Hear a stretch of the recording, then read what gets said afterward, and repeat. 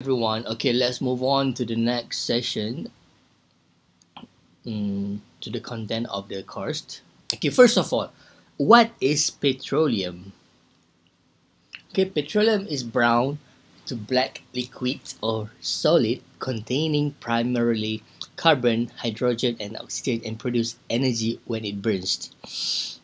But it, according to the organic theory, the formation is associated with the development of fine-grained sedimentary rocks deposited in a marine or near-marine environment, and it is a product of plant and animal debris incorporated in the sediment, which happens for the very long time.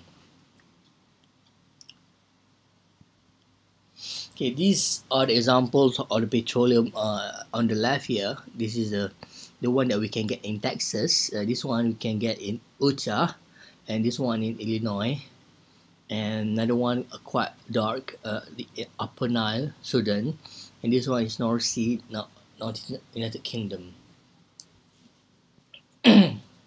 So the petroleum differs for every region. It's not necessary to be the same, which will be explained later on. Okay, this is another example of the crude oil, whereby the normal crude oil, it has high viscosity and non-pumpable, and the sludge is stick to the wall. In the meanwhile, for the crude oil, which is V6, it has low viscosity and not stick to the wall. And anyways, the crush sludge has 20 degrees C, which took around 4 hours. Okay, let's move on. Let's listen to this video. What is crude oil? Welcome to Oil 101. So, what exactly is crude oil?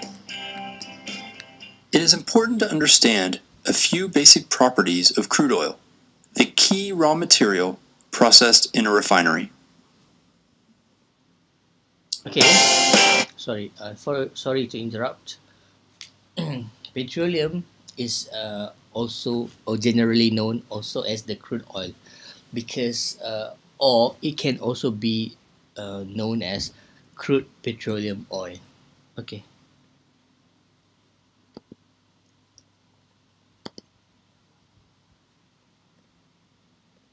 Crude oil, the key raw material processed in a refinery. Crude oils are not all the same, but rather vary in color, composition, and consistency. They are generally classified as light or heavy and sweet or sour. Unlike water, crude oil is not a chemical compound. Rather, it is a complex mixture of molecules consisting of compounds formed from hydrogen and carbon atoms called hydrocarbons. Just as water boils at 212 degrees Fahrenheit, each of the compounds in crude oil has its own boiling temperature. Okay, this is really important features in crude oil, because due to this different boiling temperature, it is how the different types of oil can be processed and refined through distillation process. Okay, distillation is also one of the topic in this course. Compounds in crude oil has its own boiling temperature.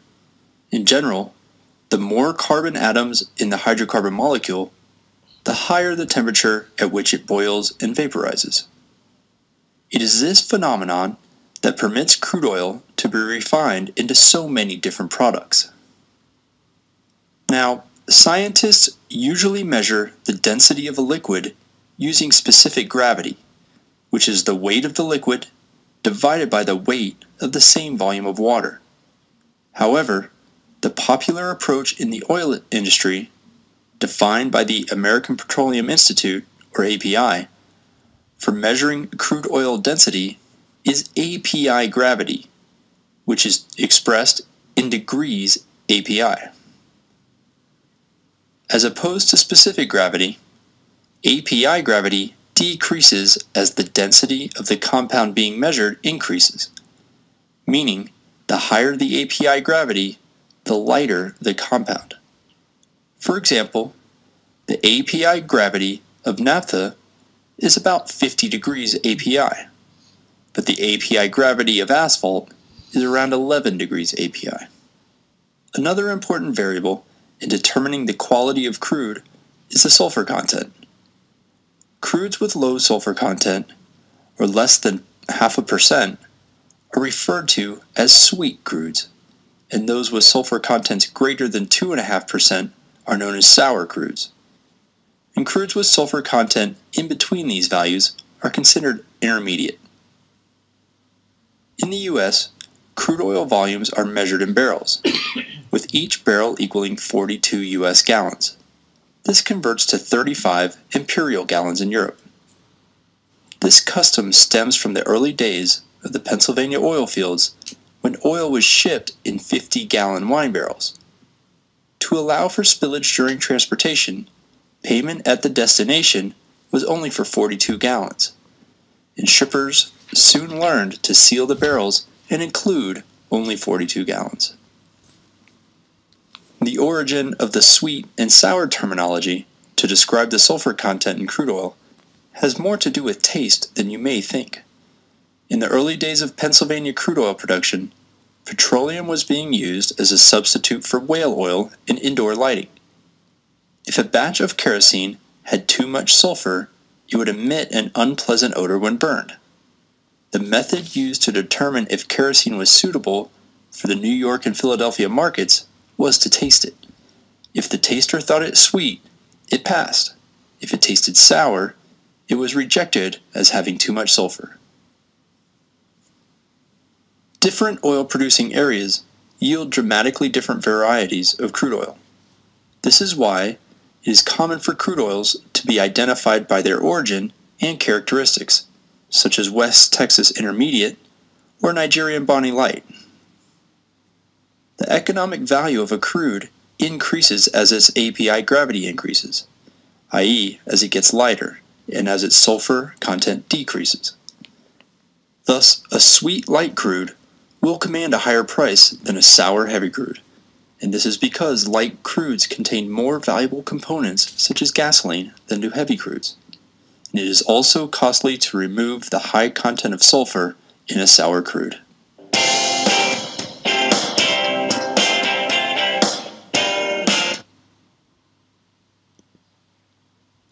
Okay, that's all for petroleum crude oil. Okay, next up is what is natural gas. Natural gas is colorless, shapeless, and odorless gas that can be burned to produce energy. And usually the occurrence is in the reservoirs of petroleum, which is in gas cap. Without the reservoirs of petroleum, also it can happen, and the coal seams as well as decays of organic materials. And the composition of natural gas is consists of methane, 70 until 90 degrees C, ethane, CO2, oxygen, nitrogen, and hydrogen sulfide. Okay, this is an example of the methane. Natural gas.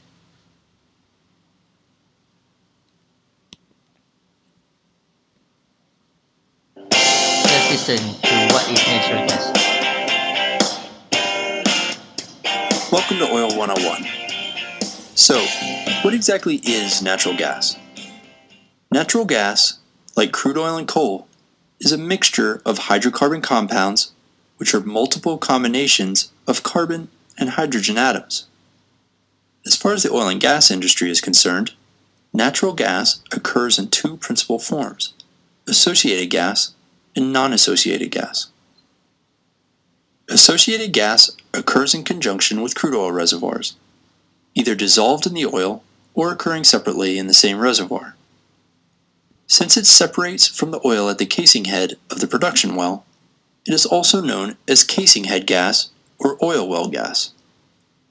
There are huge quantities of associated gas produced with Middle East crude oil, for example. Associated gas often is re-injected into the producing well to either raise the pressure to get more oil out of the well, or to be held in the reservoir until a distribution system can be developed to move the gas to market. Otherwise, it has to be flared. Non-associated gas occurs in gas-only reservoirs separate from crude oil. The majority of the U.S. natural gas production is non-associated gas. The principal components of natural gas are methane and ethane, with varying amounts of heavier hydrocarbons, including propane, butane, and pentane. Methane is a light hydrocarbon. It has a relatively low boiling point, so at room temperature it is a gas. Natural gas is the cleanest of all the fossil fuels. The main products of combustion of natural gas are carbon dioxide and water vapor, the same compounds we exhale when we breathe. And unlike coal or oil, combustion of natural gas releases very small amounts of sulfur dioxide and nitrogen oxides, and virtually no ash or particulate matter. So how is natural gas measured? Like crude oil, natural gas has a variety of global and U.S. measurements, and we will focus on heating value and volume measurements.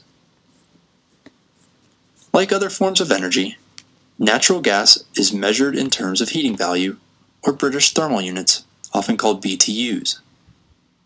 Natural gas is valued for its heating ability, with end-use heating values generally ranging between 950 and 1150 BTU per cubic foot. 1 BTU is the heat required to raise the temperature of 1 pound of water 1 degree Fahrenheit. And to put the BTU in perspective, burning 10 matches releases 10 BTU. When measuring volume, natural gas is commonly measured in cubic feet. 1 cubic foot of natural gas releases approximately 1,031 BTU. Natural gas reserves are measured in terms of volume as millions, billions, or even trillions of cubic feet. In natural gas production, prolific wells produce and deliver hundreds of thousands or even millions of cubic feet of gas per day. And purchases and sales of natural gas are generally measured in millions of BTUs, or MMBTUs. Transportation capacity of natural gas is a function of pipeline size and compression capability, and is generally measured as a consistent stream expressed in volume per day, such as a million or billion cubic feet per day. Pipeline size is measured in terms of pipe diameter, and compression is measured in terms of pressure relative to the atmospheric pressure at sea level, expressed as pound force per square inch gauge, or PSIG. Now, what is natural gas used for? Because of its clean burning characteristics and heating value, natural gas is used around the world. Residential sector users are housing units. Natural gas uses include heating, cooking, and fueling appliances such as water heaters and clothes dryers. Commercial sector users consist of business and government facilities, and common uses of natural gas associated with this sector also include space and water heating, air conditioning, lighting, refrigeration, and cooking, just on a larger scale than residential. Industrial sector users consist of all facilities and equipment used for producing, processing, or assembling goods. Many industrial uses parallel those of commercial users. However, natural gas is also used to fuel industrial processes, such as heat treating steel and manufacturing glass. It is also a feedstock for other chemical products such as fertilizer. Finally, power generators are utilities that produce, transfer, and sell electricity. Power generators, the largest sector of industrial sector users, burn natural gas and other fuels to produce electric power. A gas-fired power plant has much lower emissions of carbon dioxide and nitrous oxides than coal or oil-fired plants.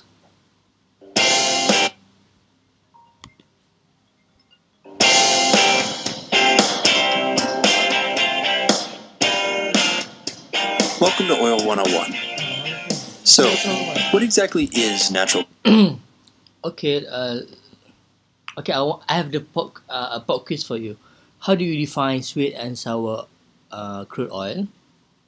And what height API gravity shall describe to you.